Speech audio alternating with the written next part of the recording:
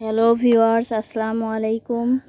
আজকে আমরা উত্তরবঙ্গের একটি মোস্ট ঐতিহ্যবাহী রেসিপি রান্না করব। তার জন্য আমরা বিভিন্ন রকমের শাক রেডি করে অফ ক্যামেরায় সব ধুয়ে নিয়েছি। তার মধ্যে মোস্ট ইম্পর্টেন্ট তিনটি শাক, একটা হচ্ছে কচু পাতা, সজনা পাতা আর পাটা শাক বা মারা শাক।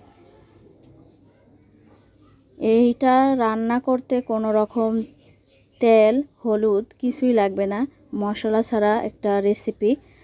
তো রেসিপিতে কি কি লাগবে সেটা দেখে নেন।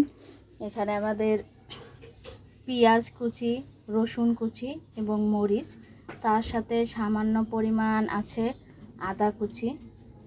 আর কড়াইতে বসিয়ে দিয়েছি গরম পানি, আর এর মধ্যে দিয়ে দিব কেটে রাখা সব উপকরণ।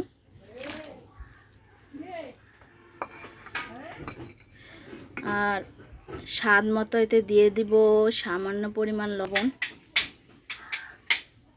গরম পানিতে এগুলো সব উপকরণ ফুটিয়ে নিচ্ছি। রেসিপিটা অনেক সহজ এবং খেতে যেমন পুষ্টিকর এবং খেতেও দারুণ লাগে। আমি ফুটিয়ে নিচ্ছি কারণ এটা মশলা ছাড়া একটা রেসিপি, কারণ বেশি মশলা আমাদের স্বাস্থ্যের জন্য যেমন ক্ষতিকর, তাই আমরা মশলা ছাড়া, তেল ছাড়া এই রেসিপিটা উত্তরবঙ্গের মোস্ট ঐতিহ্যবাহী খাবার, ভয়েসই হয়নি। এই উপকরণের রান্নার প্রধান উপকরণ হচ্ছে বেকিং সোডা বা খাওয়ার সোডা। রান্নার মূল উপকরণ হলো বেকিং সোডা বা খাওয়ার সোডা। আপনারা আপনাদের স্বাদ বা পরিমাণ অনুযায়ী এটা দেওয়ার চেষ্টা করবেন। আর বেকিং সোডা বা খাওয়ার সোডা ছাড়া এই রান্নাটা কোনোভাবেই সম্ভব নয়। এখন পানিগুলো উতাল আসার পর আমি আমার ধুয়ে রাখা অফ ক্যামেরায় সব শাকগুলো এখানে দিয়ে দিচ্ছি। আপনারা আপনাদের পছন্দ অনুযায়ী বিভিন্ন ধরনের শাকগুলো নিতে পারেন।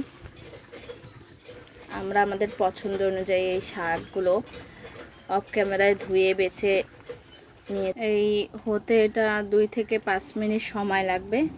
তো আমরা এটা হওয়ার জন্য রেখে দিলাম। অনেক যে নেড়ে দেই, সামান্য উল্টে পাল্টে দেই, এই পড়ে গেছে। আমাদের রান্না প্রায় শেষ। এই দেখুন রান্নার শেষ ইয়াটা দেখেন, এটা কতটা ঘন হয়েছে, দেখেই মনে হচ্ছে যে খেয়ে ফেলি, এতটা লোভনীয়। তা আপনাদের ভিডিওটা কেমন লাগলো কমেন্টে জানাতে ভুলবেন না। আল্লাহ হাফেজ, সবাইকে ধন্যবাদ।